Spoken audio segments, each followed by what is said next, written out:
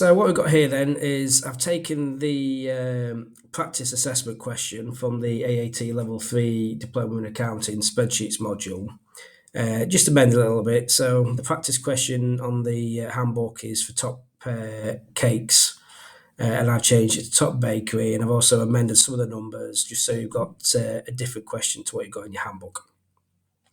So in this question, look like your handbook question, it's split up into three areas of income. Alison's trying to manage your cash flow better. Starts with starting cash of 15,000 at the start of the year, and it details income and expenditure for the next 12 months. So we'll set up a new spreadsheet. It asks for it to be orientated landscape, so we'll just select landscape.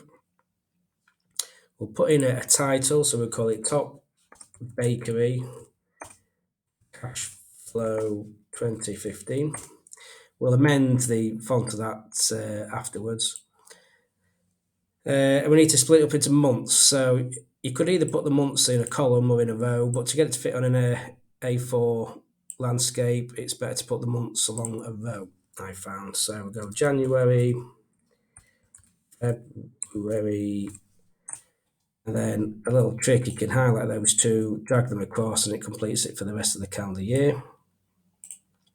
And at the end, we'll put in a total, which will help us do some equations. And then we have the three areas of income. We'll start with income. So area 1, income. Area 2, income. Area 3, income. Oops, let's put a capital letter there. So it tells us in the question that the income's received in equal monthly amounts. It gives us a total. So what I'm going to do is I'm going to put the totals in first. So 20,000, 38,000 and 13,000 in my made up numbers. So 20,000, 38,000 and 13,000. I'll check I've got those right. 20, 38, 13. Perfect. And so if they're received in equal monthly amounts, we need to take these totals. So equals, click the total and then divide by 12. So if you drag that box down in the corner, it'll do the same equation for the two rows below.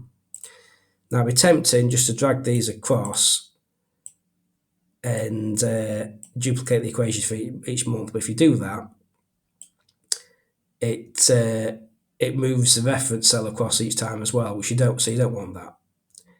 But the way around that is if you click in the cell and into the equation and put a $sign in front of the letter, it fixes that column. You drag the equation across.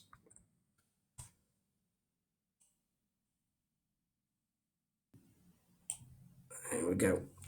Perfect. We get equal numbers for them all. Now, I believe the question states it wants it formatted. So go to Format Cells, Number, select Currency. It wants it to no decimal places with a pound sign in front and a comma sign for the thousands. Oops. There we go.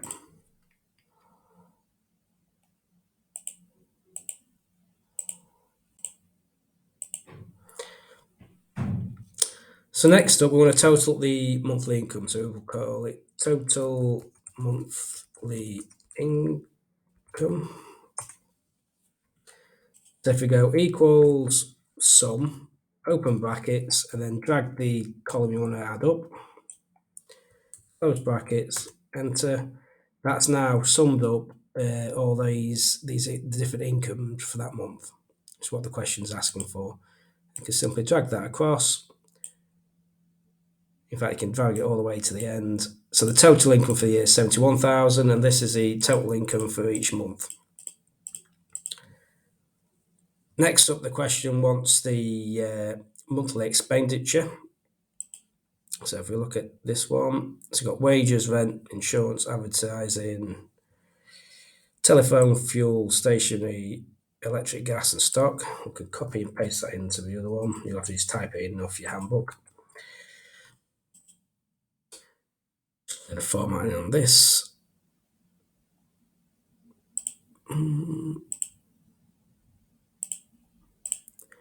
Cool.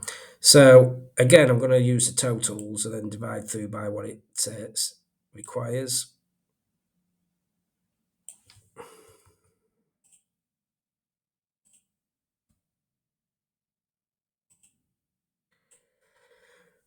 So for wages, it says paid in equal monthly amounts, the same for rents. That's quite straightforward, a bit like the first step. So we can go equals the total divided by 12. Same for the rent, but I can just drag this equation down.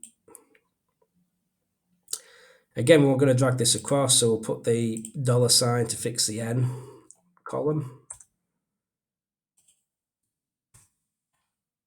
Highlight, drag across. Then for insurance, paid in two equal amounts, June and December. So we'll go to June equals the total divided by 2 because it's two equal amounts. December equals the total divided by 2.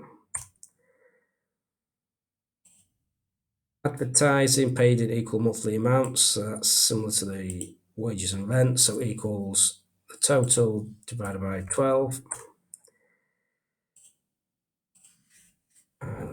The dollar sign to fix the N reference and drag across.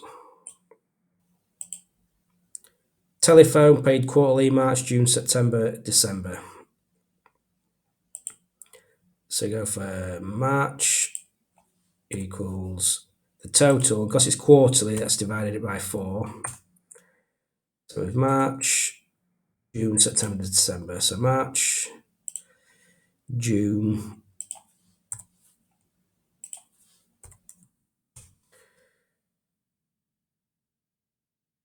September,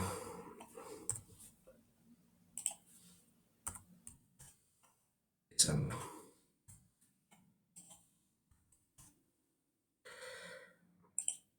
March, June, September, December. Then the fuel, stationery, electric, gas paid monthly.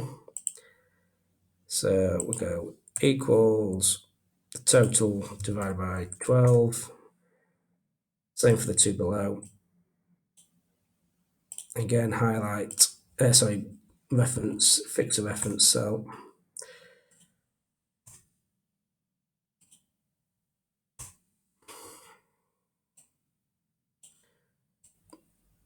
Drag across. And the stock paid quarterly, February, May, August, November. So we'll go February, paid quarterly, so divided by 4. February, May, August, May,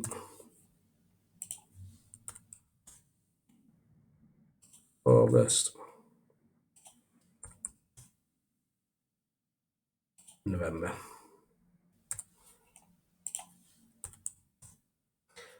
And again, we can then total up the total monthly expenditure. So obviously that don't quite fit in the cell, so you can wrap the text and it amends the cell so you don't cross off into the different column. I'm going to do this again. Equals sum. I just want to add up the expenditure cells. Close brackets. That sums up wages through to stock. You can drag that across all the way to the end. And that also gives you the total. Again, we'll format these cells so that it's in the right number format. Format cells. So you go format cells, number, currency, 0 decimal places, and then the comma to denote the thousands. Oops, sorry, I didn't change that to a currency.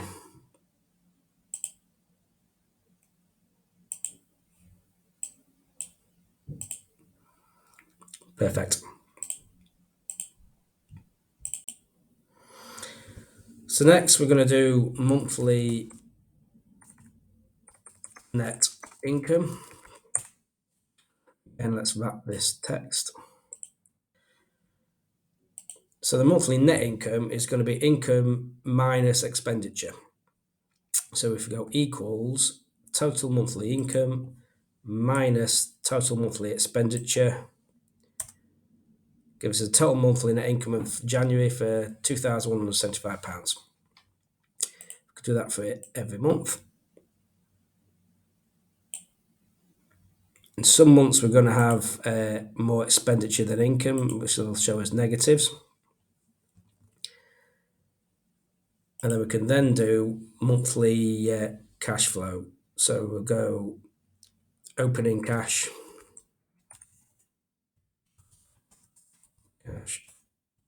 closing cash.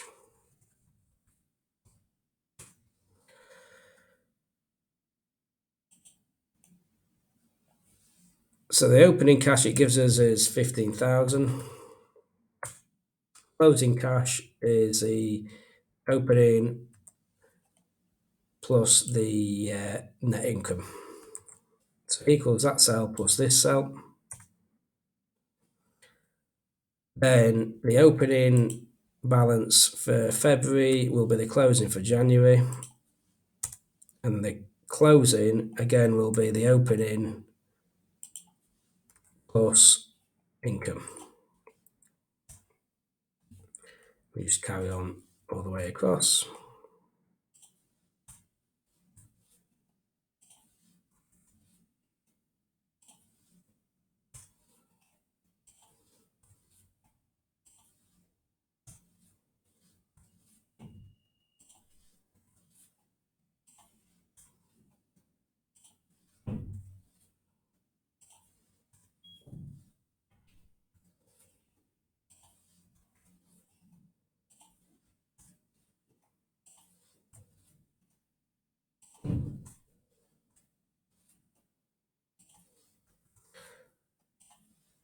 So if you add a negative, that's going to actually act as a negative, so it's going to then reduce the balance.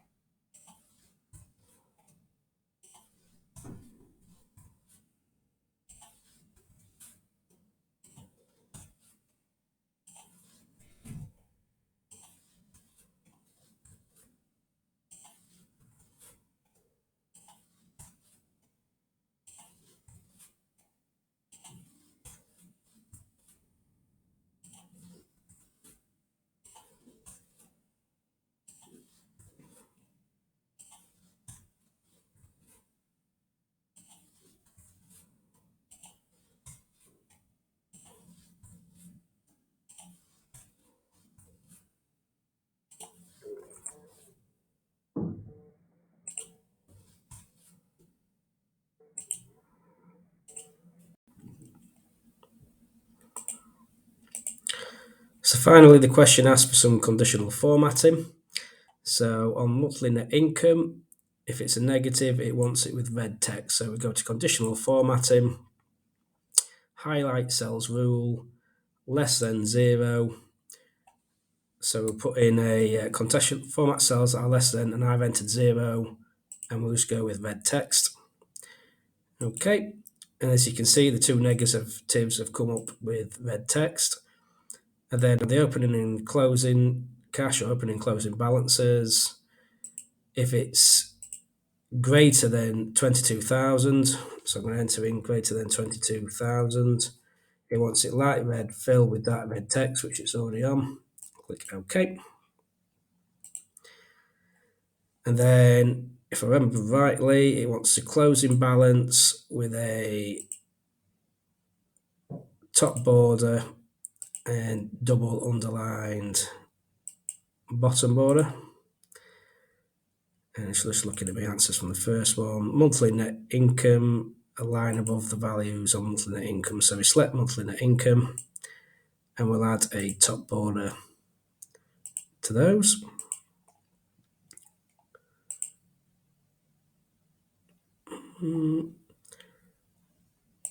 It wants column headings, bold and underlined, with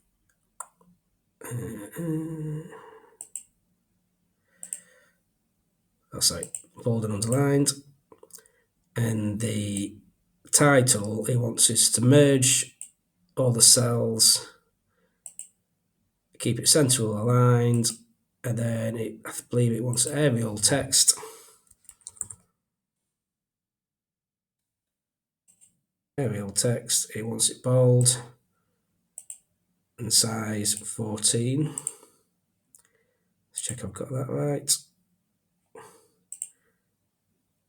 Yep. And then it wants the tab. If you double click it, call it what it tells you to call it, which in this case was T1TC, and then the date. If you right click it, and then you can choose a tab color, and it wants it to be green. And so there we have it. That's the practice assessment question based on the Top Cakes cash flow question, but I've just changed a few little bits.